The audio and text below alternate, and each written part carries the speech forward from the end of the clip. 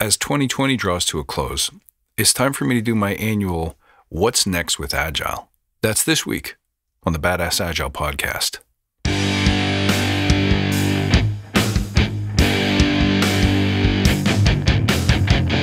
Greetings, team. Welcome to the Badass Agile podcast. I'm your host, Chris Williams.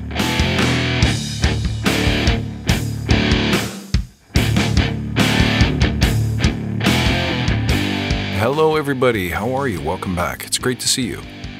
As another year passes, and in particular this year, which has been so affected by political unrest and COVID-19, it's a good time to ask the question, what's next for Agile? So I'm hoping that this episode will be of service to you, whether you're a practitioner, a coach, a scrum master, or just dealing with Agile in general, or maybe you're plotting a transformation for your organization. As a leader, it's incumbent on you to know where to focus and how to apply Agile to your organization. So let's dig in. But first, and as always, let's take a moment to remember why we're here. To create a unique tribe of leaders who truly serve their clients and communities by doing what matters and what works, relentlessly chasing value and excellence like a badass. There's so many resources out there about what you need to do to be Agile, but we're focused on who you need to become in order to lead teams. So let's hammer down those fundamentals to create a truly unique and powerful force in this industry. Remember, guys, if this helps you, tell your friends, and don't forget to join us in the Facebook Badass Agile Listener Lounge. Links are in the show notes below. Okay, guys, back to basics, back to fundamentals. Let's remember that the point of Agile is not to be Agile. On its own, that doesn't do anything. You got to remember that companies don't want to be Agile. Companies want to make money. Companies want to compete. Companies want to win. They want to thrive. And the very best companies want to do that in a way that preserves human decency and balance and reduces anxiety and all those wonderful things. And I believe that in 2020 and 2021, our job is to help them do that back half while we help them do the first part. Now, from a company's perspective, more and more it's becoming obvious that customers don't want to buy cheap crap that's inconsiderate of their needs and their wants, and they're tired of being sold what the company wants to sell. It's clear that customers want to buy the things that create value for them. And in 2021, they're going to be voting with their dollars to choose the people who are going to provide it for them. Our job as Agilists is to teach companies how to add that value, how to stay focused on the customer. And I'm going to say it again, that I don't believe there's any one certification or any one framework that you can buy that's going to teach you how to do that. So here's what that means for practitioners. In the coming year or two, we should be defocusing on trying to get precise and perfect with the Scrum process, but rather to remain focused on Scrum, Agile, Kanban, Lean outcomes. There's a bunch of reasons why it's important to do this. As I've said before, eventually Scrum, Agile, all of it will go away. They're going to morph into and be replaced by something else. And when that happens, what remains of Agile and Scrum should be those lessons learned, the fundamentals. Did we teach companies how to create value? Did we teach them how to make that value real? Did we teach them how to stay connected with what the marketplace wants today, knowing that it's probably going to change tomorrow? These are the fundamental lessons. I think the great coaches of tomorrow will be those who know how to break down these outcomes, the fundamentals of Scrum and Agile, and teach them and make them real for companies quickly. I hate to be repeating this, but I feel like it needs to be repeated. If it's taking you 5 years to mount an Agile journey, you've missed the point of agility. And if that's where you're at as a company, it just isn't for you yet. But if you're working with a company that truly believes it is for them, then our job as coaches and leaders is to make people pay attention to the stuff that matters. Let's take an honest look at the marketplace. In the past 6 months, have you noticed the demand for Agile practitioners has declined? Have you noticed fewer openings, job opportunities? Have you noticed more and more people trying to sell you a certification, Have you noticed more people writing and selling their books? Have you noticed greater discontent, disagreement, negative chatter in the forums and discussion groups? Have you noticed more and more people in the meetups talking about their successful transformation journeys, and yet when you talk to leaders and executives about how things have actually improved, you have a harder time finding people who feel and seem successful and happy with their Agile enterprise? Well, here's what you need to know. No matter what the state of Agile itself might be, you'll agree more and more people are getting their certifications. That should be a sign to you that the bar is probably not as high as it could be.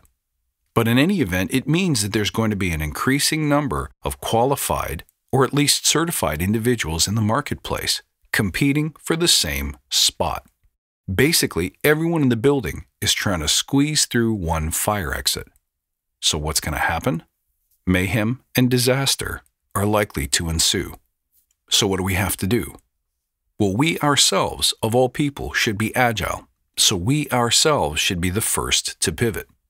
And we should realize that the first thing we're going to experience is overcrowding and a quality problem with agile practitioners in the development and IT team rooms, which is why it is so important for all of us to turn our efforts now to boiling down what we've learned from 15 years of Agile, 15 years of Scrum, and figure out how to land it with teams and companies quicker. What I want you to understand is that you, as a practitioner, get to set the tone for the rest of the industry. If you make bold moves now, you can create a movement. You can create change. You can make Agile more valuable for the people that we serve, and isn't that what we ultimately want? Now, I've given you a template for how to do it. As you know, the Badass Agile way means get visionary. That means be intentional in everything you do. Get focused. That means get disciplined. That means execute big things into smaller, finite chunks. It means prioritize. Get humble and flexible means we're continuously adapting and changing in response to what the market needs, the challenges in front of us, or whatever's going on in the team room. And finally, getting gritty means staying the course when things get tough, not relenting when we know what we believe to be true gets challenged.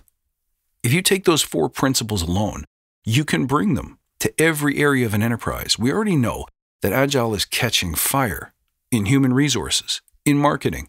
But all too often, every time we talk about Agile, we end up talking about what? Technology. Apps and websites and widgets and services. And that's great, and it doesn't change, and it won't go away, at least not overnight.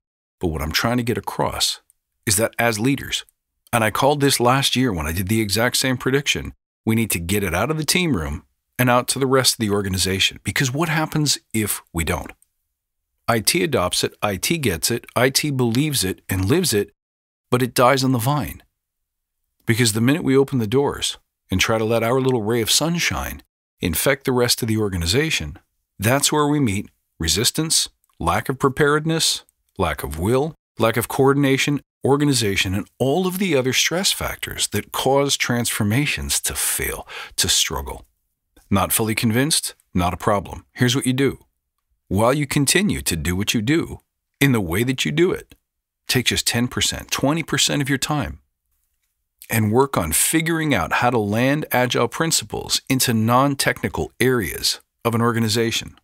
This will allow you to not only help other departments of a big organization, the leadership of a large-scale enterprise, but you could also impact small to medium business, entrepreneurs, sports teams, military, first responders. Heck, this can go anywhere if you boil it down to its essentials, to its fundamentals. And while the rest of the marketplace is laser-focused on getting the tiny details of Scrum and SAFe and all these different frameworks precise, while everyone else is scrambling to absorb the 0.5% of new information in the latest book, the latest technique, you're going to be going back to the basic principles that win ball games, my friends.